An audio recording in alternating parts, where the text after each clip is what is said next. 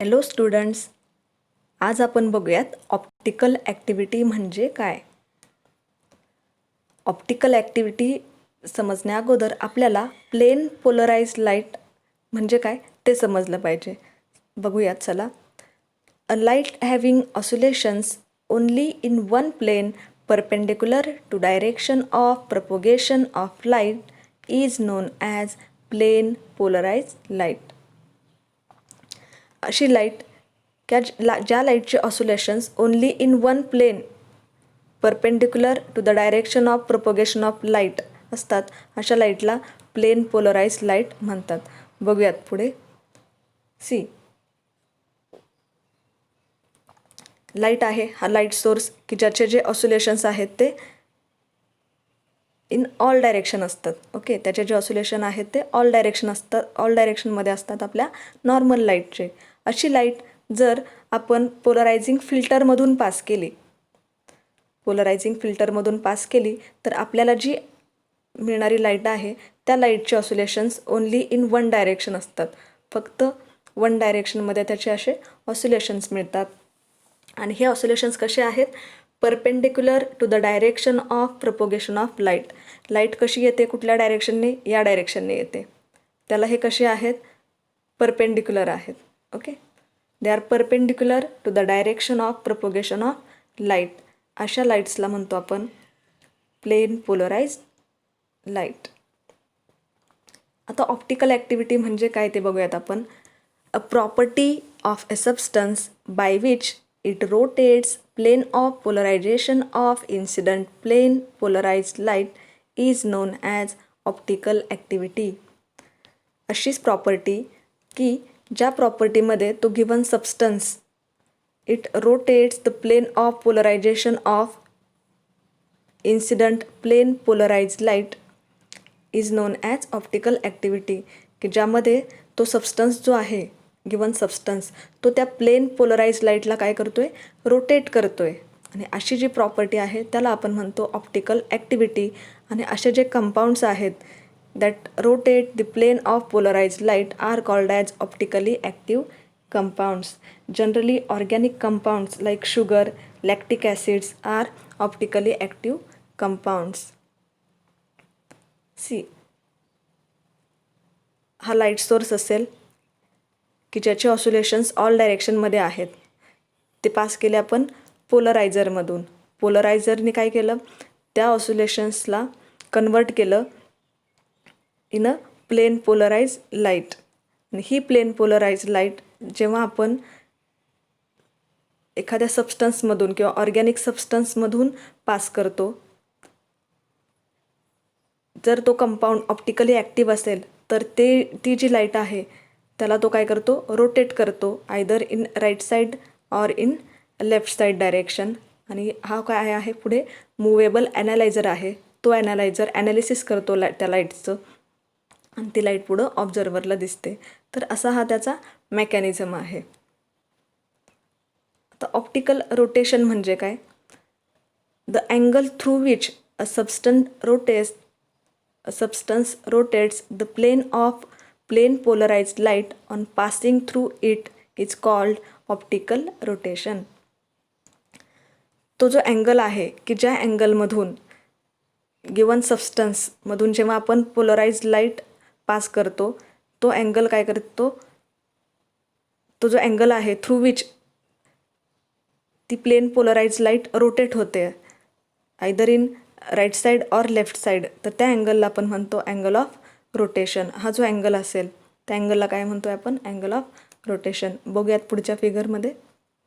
बघा, ही incident polarised light जी pass केली आपण त्या सॅम्पलमधून. हे सॅम्पल सेल आहे ज्याच्यामध्ये आपण सोल्युशन ऑफ सबस्टन्स घेतलेलं आहे की ज्याचं आपल्याला एक्झामिनेशन करायचं आहे की तो ऑप्टिकली ॲक्टिव्ह आहे किंवा नाही आहे.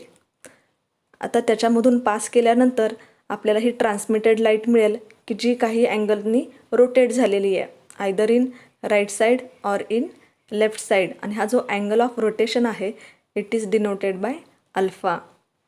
Okay, now see, compounds that rotate the plane of polarize light to the right. जेव्हा गिवन कंपाऊंड हे जी प्लेन पोलराइज लाईट आहे त्याला राईट साईडमध्ये रोटेट करतो किंवा त्यालाच आपण क्लॉकवाईज डायरेक्शन म्हणू शकतो. Such compounds are called as dextro rotatory compounds.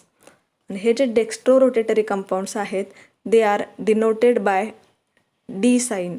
त्यांना आपण डी या सिम्बॉलने डिनोट करतो किंवा प्लस असं जे साईन आहे प्लस साईनने त्याला डिनोट केलं जातं. दिस इज द IUPAC कन्व्हेन्शन. आता जे नवीन कन्व्हेन्शन आहे ह्या मेथडनी प्लस साईन आणि त्याच्यापुढे कंपाऊंडचं नाव अशा पद्धतीने त्याचं डिनोशन केलं जातं. Compounds that rotate the plane of polarize light to the left. Left side म्हणजे अँटी क्लॉकवाईज डायरेक्शन. ही जी इन्सिडेंट लाईट आहे त्याला जर लेफ्ट साईडमध्ये किंवा अँटी क्लॉकवाईज डायरेक्शनमध्ये रोटेट केलं तर अशा कंपाऊंड्सला म्हणतो आपण laevorotatory. They are denoted by L or minus sign. So dextro means right side, laevo means left side. Isomers म्हणजे काय?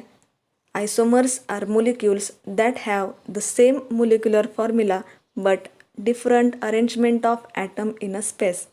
असे मोलिक्युल्स की ज्यांचा मोलिक्युलर फॉर्म्युला सेम आहे परंतु त्यांची अरेंजमेंट ऑफ ॲटम आहे जी आहे ती डिफरंट आहे.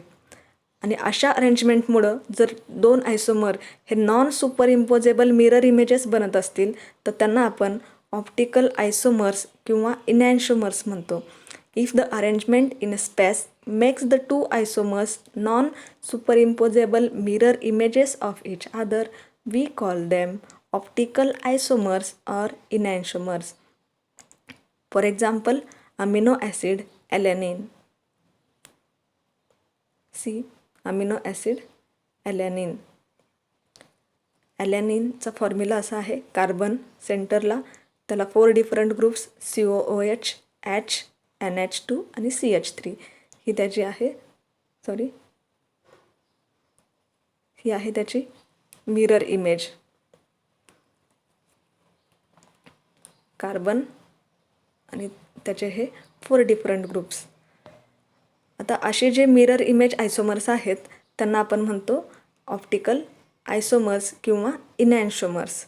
आता आपण बघितलं जर तो लेफ्ट साईडला रोटेट करत असेल plane of polarize light it is denoted as minus sign or Leo rotatory.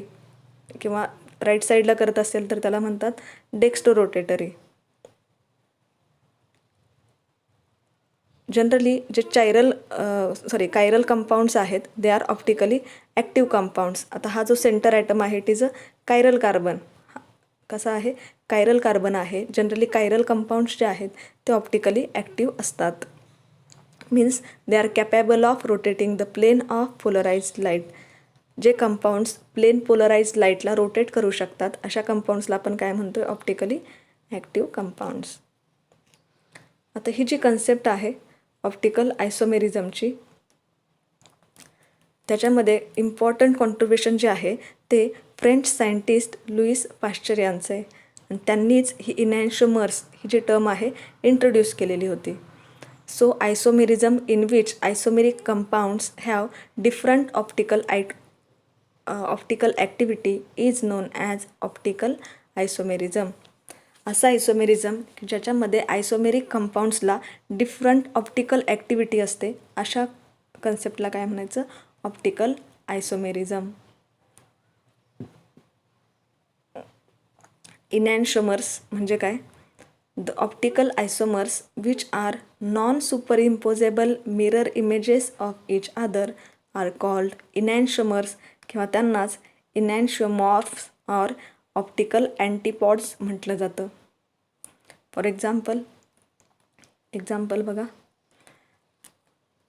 Carbon having 4 different groups आणि त्याची ही mirror images. This 2 images are non superimposable mirror images. असे जे नॉन सुपरइम्पोजेबल मिरर इमेजेस आहेत त्यांना आपण म्हणतो इनॅन्शोमर. These enantiomers have identical physical properties. For example, melting point, boiling point, densities, refractive index. यांच्या ज्या ह्या प्रॉपर्टीज आहेत त्या सेम राहतात except the sign of optical rotation. त्यांच्यामध्ये डिफरंट काय असेल तर ऑप्टिकल रोटेशन असेल, either in right or in left, किंवा त्यालाच आपण प्लस आणि मायनस असं डिनोट करतो. आणि त्यांना आयडेंटिकल केमिकल प्रॉपर्टीज असतात except towards optically active reagent. त्यांच्या केमिकल प्रॉपर्टीज पण कशा असतील, सेम असतील, फक्त जर ते ऑप्टिकली ॲक्टिव्ह रिएजंट बरोबर जर आपण ट्रीट केले तर मात्र आपल्याला 2 वेगवेगळे प्रोडक्ट्स मिळू शकतात. Now one of the most important concept racemic mixture. And equimolar mixture of enantiomers म्हणजेच डेक्स्ट्रोरोटेटरी किंवा levorotatory is called as racemic modification or racemic mixture. And equimolar दोन्ही जे कंपाऊंड आहेत डेक्स्ट्रोरोटेटरी अँड लिओरोटरी ते कसे पाहिजेत, इक्विमोलार, त्यांची क्वांटिटी कशी पाहिजेत, सेम. म्हणजेच जर तुम्ही कंपाऊंड घेतलं ज्याच्यामध्ये 100 मोलिक्यूल असतील तर 100पैकी 50 जे आहेत ते डेक्स्ट्रोरोटेटरी असतील, 50 जे आहेत ते लिओरोटेटरी असतील.